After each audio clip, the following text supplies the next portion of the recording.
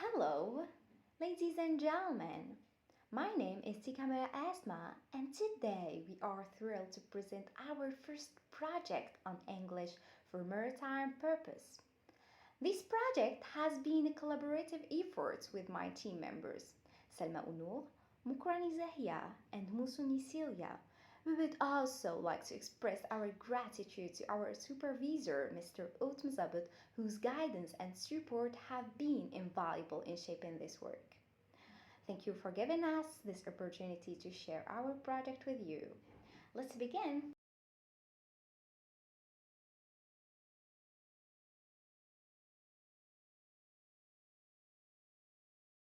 This slide gives a quick overview of our presentation. We will start with an introduction followed by a focus on English maritime communication and its importance. Next, we will explore discourse features and linguistic features looking at how language is structured and used. We will then discuss the text and genres before moving into activities and tasks to show practical applications. Finally, we will wrap up with the teaching models and examples where we share some concrete strategies. So let's start with our introduction. Mastery of English is an essential skill nowadays, since it is considered the world's #1 language. It is also established as the international language of maritime communication by International Maritime Organization (IMO), ensuring safe, secure, and environmental performance of international shipping, IMO 2001. This language is indispensable in several domains, including maritime port services, where it is used for communication among crews from different countries for clear interaction to avoid confusion and misinterpretation on board. Sea Trade Cruise 2024 TRIMIS 1998. In the most active ports of Algeria, 𝒑𝒐𝒋𝒄𝒕 English is important for regulation staff, including port officers, safety officers, and pilots, especially radio officers who plays a key role in maintaining clear and efficient ship-to-shore and shore-to-ship communication. They are responsible for the transmitting instructions, coordinating emergency distress calls following the standard marine communication phrases SMCP, broadcasting weather and traffic conditions, and utilizing communication systems such as radio telegraphs or radio telephones, 𝒑𝒓𝒐𝒋𝒆 and .d. The port covers around 300 hectares of land. It is specialized in various types of cargo like containers and grains. Its strategic location along the Mediterranean coast enables it to act as a gateway connecting the European markets such as Spain and France to Algeria. The port's various activities span from importing petroleum, agricultural products, in addition to exporting raw materials and customer goods to serving as means of passengers transportation. It plays an important role in the country's economic growth. The fourth slide is concerned with English Maritime Communication, EMC, which refers to the structured use of English as the standardized language for communication in maritime contexts, including interactions between ships, ports, and maritime authorities to ensure safety, efficiency, and compliance with international maritime regulations. In 1978, EMC utilizes standardized specialized terms and idioms, standard marine navigational vocabulary SMNV protocols. Later on, this last was replaced by the standard marine communication phrases SMCP, which is set to eliminate ambiguity and provide a more comprehensive standardized safety language, IMO 20001.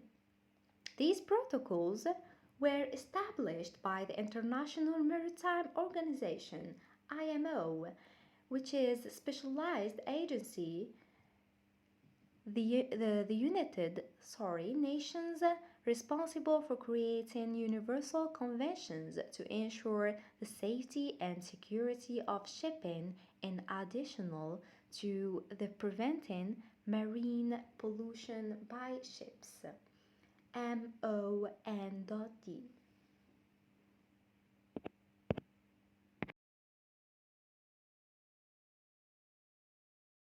The fifth slide deals with discourse features. Standardized responses as yes and no are used without variation to maintain clarity. In radio exchanges, instructions should be formal, precise, clear, brief, and most importantly, standardized. For instance, phrases like stand in channel 12 only have one interpretation and used the same way in all countries. Therefore, they cannot be mistaken for something else, which ensures clear communicating among all maritime staff all around the world. Privacy is crucial because of the work environment, since it is crowded and surrounded by disturbances like sea waves and vessels and other machines that create noise. In addition, the limited communication time calls for short and direct phrases. For example, when a vessel arrives at the port or when sinking, they use phrases like the ship has docked or ship has foundered. The phrases utilized have to be simple and short so that immediate actions could be taken.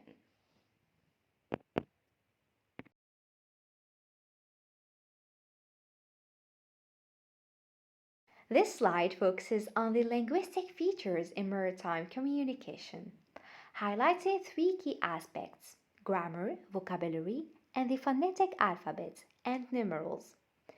In radio communication, grammar plays a crucial role.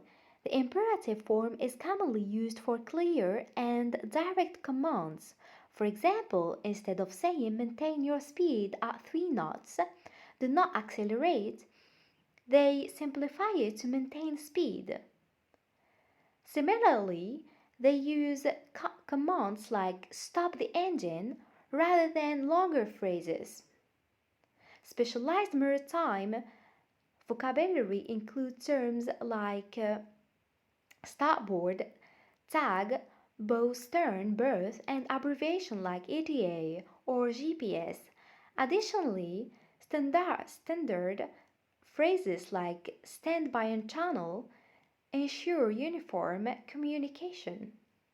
The NATO phonetic alphabet prevents misunderstandings by assigning words to letters. For instance, A is alpha and B is Bravo. Numerals are read digit by digit. For example, 105 is pronounced 105. This ensures clarity across accents and language barriers. These linguistic features ensure precise and effective communication, which is critical in maritime operations. Text and genres. Because of the time and environmental factors, radio operators rely mostly on oral communication. Therefore, standard maritime communication phrases SMCP are the most suitable for communication in sending or receiving distress messages, weather reports, or vessel traffic instructions. These activities and tasks are divided into 6. First of all, introduction to general English. Teach basic English knowledge with the grammar, pronunciation activities so that learners will get familiar with the language, then step by step develop their four skills, including listening, speaking, reading, and writing. Second one, translating phrases using NATO alphabet. The third one, listening skills, as their job revolves around oral communication. Radio officers can be given activities like listening to audios, then answering questions orally. The fourth one, repetition drills, providing them with the phrases that they will use daily and then asking them to repeat to memorize them. The least, not the last, provide vocabulary list for maritime use. And the last one, role play dialogues. Students can participate in role playing activities such as simulated emergencies, which will enable them to predict how to act in specific situations like emergencies, weather reports, vessel navigation in order to develop their decision making skills.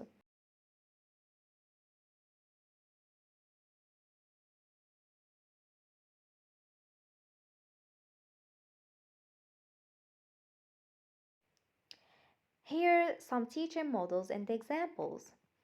Direct instructional model, it is teacher-centered class, meaning the teacher is active and responsible for knowledge delivery, whereas the learner is passive. In addition, teachers are responsible for giving clear instructions, explaining the content, and providing activities.